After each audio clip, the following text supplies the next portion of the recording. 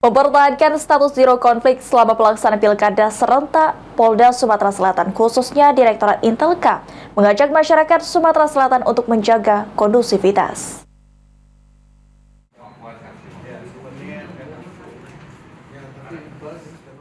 Status zero konflik yang selama ini disandang oleh Sumatera Selatan harus dapat dipertahankan khususnya dalam pelaksanaan pilkada serentak November mendatang. Oleh karenanya, untuk mempertahankan hal tersebut, Polda Sumsel khususnya Direktorat Intelkam mengajak seluruh lapisan masyarakat untuk dapat mempertahankan kondisi yang kondusif saat ini. Disampaikan oleh Kasubdit 5 Kamsus Direktorat Intelkam Polda Sumsel AKBP Dudi Noveri untuk menjaga kondisi yang kondusif tersebut, seluruh lapisan masyarakat untuk tidak mempercayai berita-berita hoaks yang akhirnya dapat merusak dan menimbulkan gangguan Kamtibnas.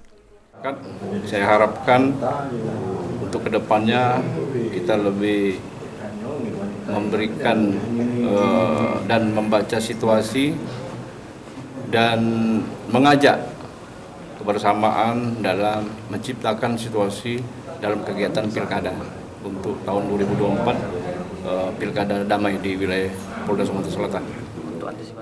Polda Sumsel khususnya Direktorat Intelkam terus melakukan antisipasi selama momen pilkada khususnya dari gangguan Kamtibnas dan juga kriminalitas yang terjadi.